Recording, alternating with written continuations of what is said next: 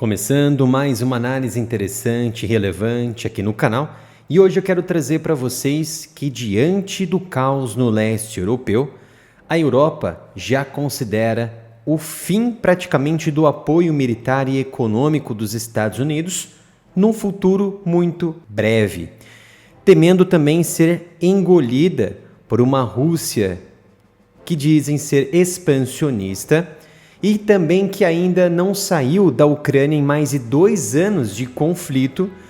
Os europeus, nesse momento, se preparam para estruturar uma economia de guerra contra a Rússia. Mas antes de continuarmos esta análise, peço gentilmente para se inscrever, ativar as notificações, curtir e compartilhar o vídeo para que possamos ganhar ainda mais relevância na comunidade geopolítica. O que está acontecendo neste momento na Europa? O leste europeu está imerso num conflito de grandes dimensões e num conflito de desgaste. É claro, temos de um lado uma Rússia que está cada vez mais resistente à guerra de desgaste e os Estados Unidos e a Europa alimentando a Ucrânia para servir como uma bolha resistente contra esse expansionismo, esta invasão da Rússia nas regiões mais ao leste do país ucraniano. No entanto, para quem acompanha o meu canal há muito tempo, desde o início desse conflito, observaram que os esforços da União Europeia em oferecer condições econômicas para suprir as demandas da Ucrânia, bem como de todos os repasses a níveis presidenciais e legislativos dos Estados Unidos, tanto econômica quanto militarmente, estavam sendo realizados de forma muito acelerada, quase que esgotando completamente o próprio estoque interno de equipamentos militares, tanto dos Estados Unidos quanto dos países europeus.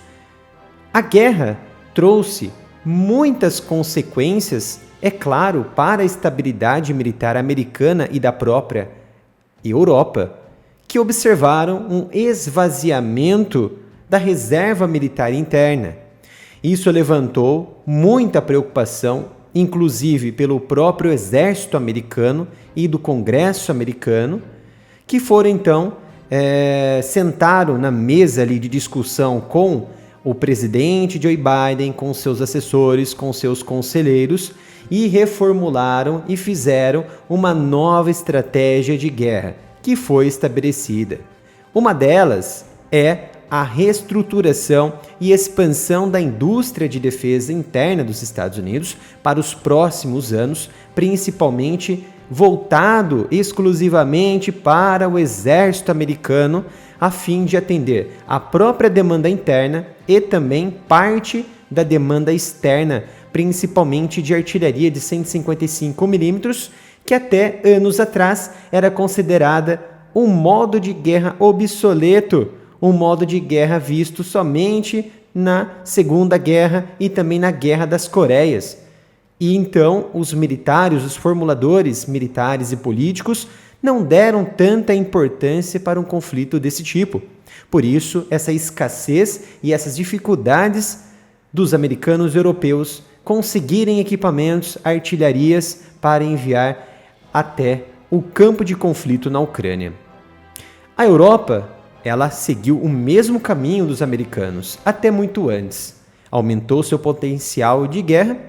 mas todas essas mudanças só serão percebidas ao longo de vários anos daqui para frente. Então, para o presidente do Conselho Europeu neste momento, Charles Michel, a ameaça que a Rússia ela representa hoje para a segurança na Europa significa que o continente deve aumentar as suas capacidades de defesa. E o que isso significa? Haverá novas mudanças estruturais da economia europeia. Isso porque as autoridades europeias consideram que o apoio americano ao continente europeu e principalmente à Ucrânia já não pode ser mais considerado como garantido no futuro que está sendo construído neste momento. principalmente com essas retóricas das eleições presidenciais americanas com o possível retorno de Donald Trump. Então, o conselheiro europeu, ele disse que se a Europa ela não obtiver uma resposta correta da própria União Europeia e não entregarem à Ucrânia o seu devido recurso e a sua devida necessidade e demanda suficiente para deter a Rússia, eles serão os próximos alvos da Rússia após a Ucrânia. Segundo o conselheiro, nessa visão de uma possível expansão da Rússia, ele observou que está muito claro que a Rússia ela não vai parar somente na Ucrânia, tal como não parou na Crimeia há pelo menos 10 anos, em 2014. Segundo ele, a intenção da Rússia é desestabilizar diversas áreas ao mesmo tempo, como na Moldávia, na Geórgia, no sul do Cáucaso e também nas regiões ocidentais dos Balcãs e também da África. Um mecanismo de desprender essas regiões de um possível apoio com os europeus ou ligação com os europeus e, ao mesmo tempo, inibir essas regiões de uma possível vantagem e aproximação com os europeus e com a aliança militar como da OTAN. Inclusive, o próprio presidente americano, Joe Biden, ele alertou em dezembro do ano passado que Putin atacaria a OTAN depois de vencer a Ucrânia, que de fato ainda não conseguiu, há uma grande resistência e a guerra continua há mais de 2 anos. É interessante também observar que após essas eleições na Rússia, em que Putin ganhou por mais de 87% do eleitorado, dando o seu voto de confiança para Putin, que segundo o Ocidente foi imerso em pressão e opressão a todos aqueles que estavam votando durante as eleições, os 3 dias de eleições. Tudo é possível nesse mundo que conhecemos hoje, nesse mundo moderno, em que estará a um passo de um conflito em grande escala para uma terceira guerra mundial de fato, com uma possível entrada da OTAN de fato nessa guerra ou uma expansão da Rússia além da Ucrânia. Então hoje a União Europeia ela parte do pressuposto em expandir a sua economia interna para um modelo de economia de guerra como justificativa a um alarmismo expansionista da Rússia, sendo que Moscou nem sequer terminou a guerra lá na Ucrânia, que está no 3º ano de conflito, que, é claro, não tem sinais de término ou alguma declaração de acordo ou algo parecido, semelhante, que pudesse colocar de forma permanente o fim desta guerra de fato. Então, embora a indústria de defesa europeia ela tenha aumentado a produção em mais de 50% desde o início do conflito na Ucrânia, a União Europeia ainda ela não gasta o suficiente daquilo que a OTAN ela solicita dos seus países, que está acima de 2% do PIB em defesa. Isso porque, somada ao investimento desses países da Europa, não chega nem 2%. Diferente do que observamos hoje, que uma Rússia, só neste ano, ela deve superar uma marca de 6% em investimento em defesa,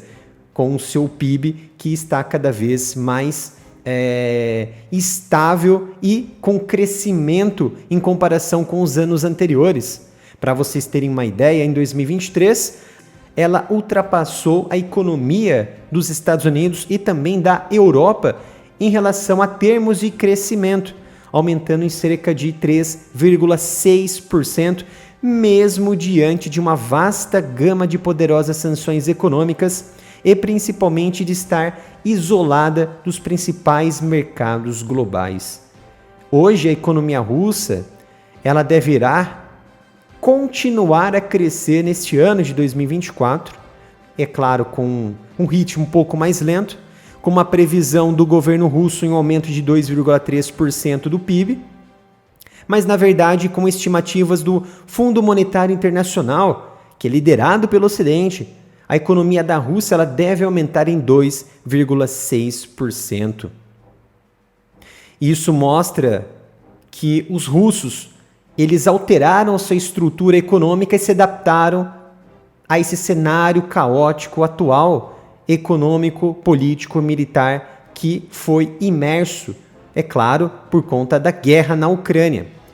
E também isso se deve ao fato do novo formato econômico bilateral com os chineses, nas recentes aproximações de Putin com Xi Jinping, que também a China cresceu 5,2% no ano passado, acima de tudo e de todos. Isso mostra que a cooperação de boa vizinhança e amizade com a China e a Rússia mostram que os dois estão realmente em um formato, em um modelo econômico comensal, um ajudando o outro de forma econômica. E ainda não vimos e ainda não observamos a ajuda militar da China para a Rússia. Então, o que os europeus devem fazer neste momento é blindar e estimular a sua economia de guerra, com a intenção clara nesse momento, usar os lucros também dos ativos congelados da Rússia em toda a Europa e uma parte maior desse orçamento europeu deve ser investido para comprar equipamentos militares, tanto para a Ucrânia quanto para o estoque interno de todas as nações que compõem a OTAN hoje. Tá? Além disso, devem emitir títulos de defesa para facilitar a industrialização interna de defesa e também o financiamento da produção de defesa em todos os setores, principalmente de tecnologia e também de inteligência artificial. Então era esta análise que eu queria trazer para vocês hoje. Não se esqueçam de se inscrever aqui no canal, ativar as notificações e principalmente curtir, compartilhar o vídeo para que possamos ganhar ainda mais relevância na comunidade geopolítica. Obrigado pela sua presença e nos vemos no próximo vídeo aqui no canal.